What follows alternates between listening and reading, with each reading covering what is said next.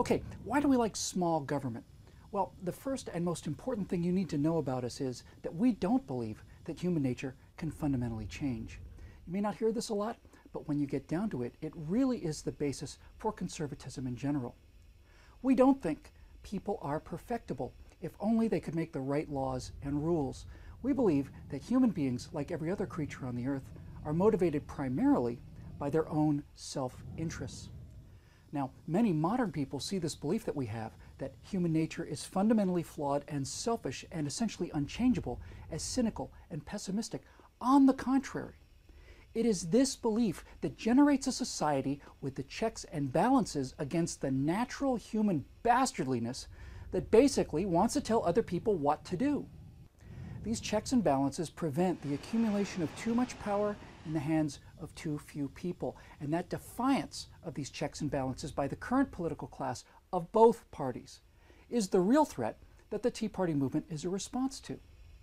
Because all you have to do is open a history book with just the most basic sense of fairness, and you will discover time and time and time again that the very same ideas being tried by big government today, ideas which we call progressive, have been tried in one form or another all the way back through recorded history, and they have always failed because they are based on what people hope and wish that human nature is instead of what it really is. You know, the British tried big state socialism in the 60s and 70s. It was a disaster. The Russian Revolution of 1917 was about remaking human nature into the new Soviet man who would share everything from each according to his ability and to each according to his need. They had to kill anywhere from 30 to 50 million people. 50 million people is 500 Super Bowl stadiums filled with innocent men, women, and children before they realized it just wasn't working. The Chinese communists tried the same thing, at least another 50 million killed and starved to death to bring about that socialist utopia, and it failed. It was a disaster. Cuba, smaller scale, same disaster. The French Revolution was fought for the belief that they could make what they called the new man, perfect and virtuous, once free of religion, income disparity, and all the rest.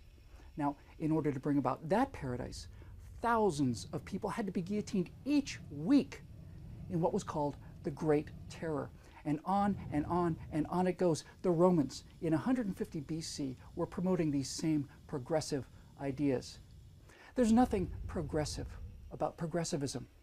The belief that you can get something for nothing, that you can get the government to take something by force from other people and give it to you, like the money for your health care, for example, has been tried many, many times before, and it has failed every time.